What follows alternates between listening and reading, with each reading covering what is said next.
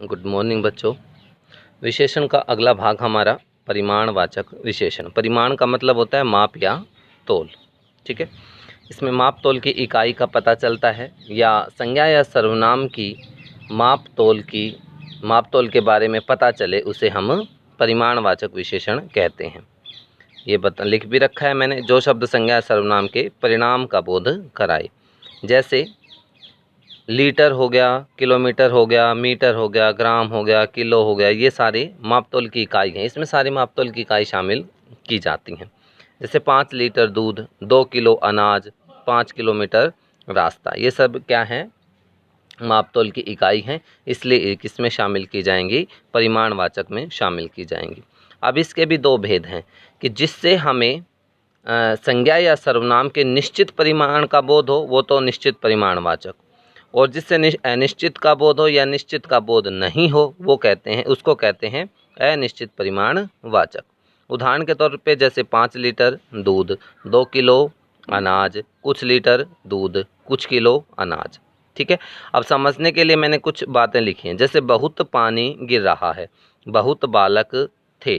ठीक है, अब बहुत पानी गिर रहा है और बहुत बालक थे। अब एक बात ध्यान में रखना, विशेषण जो होता है उसका स्वयं में कोई महत्व नहीं होता। विशेषण का स्वयं में कोई महत्व नहीं होता, वो जब संज्ञा सर्वनाम के साथ जुड़ता है तब उसका महत्व साफ होता है। ये उदाहरण मैं अब आपको आगे क्लियर कर रहा हूँ, इसको ध्यान से देखना। देखिए, सर्वनाम के अंतर्गत आकर ही अपनी विशेषता बताता है विशेषण। इसका खुद का कोई अपना महत्व नहीं होता। जब संज्ञा सर्वनाम के अंतर्गत आता है या उसके संपर्क में आता है तब इसकी अपनी विशेषता बनती है। बहुत पानी गिर रहा है, बहुत बालक। अब देखो, बहुत पानी को गिना जा सकता है क्या? नहीं गिना जा सकता। बहुत बालक, इनको गिना जा सकता है क्या? गिना जा सकता है। तो जो गिना नहीं जा सकता वो अगणनीय संज्ञा होती है।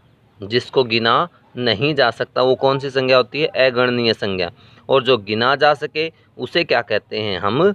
गणनीय संज्ञा। ये बात ध्यान में रखना है, दोनों ही संज्ञा, लेकिन एक बात ध्यान में रखना, जिसको गिना जा सकता है वो गणनीय और जिसको नहीं गिना जा सकता वो अगणनीय है। इन दोनों में ही परिमाणवाचक विशेषण। ठीक है, अब बहुत, बहुत बालक, बहुत पानी, अब ये अनिश्चित परिमाणवाचक का उदाहरण है, लेकिन दोनों में भी यदि पूछ ले ये किस प्रकार की संज्ञा है, पानी और बालक, तो ये दोनों अगणनीय संज्ञा के अंतर्गत शामिल किए जाएंगे। ठीक है, फिर हम मिलते हैं विशेषण के अगले प्रकार के साथ।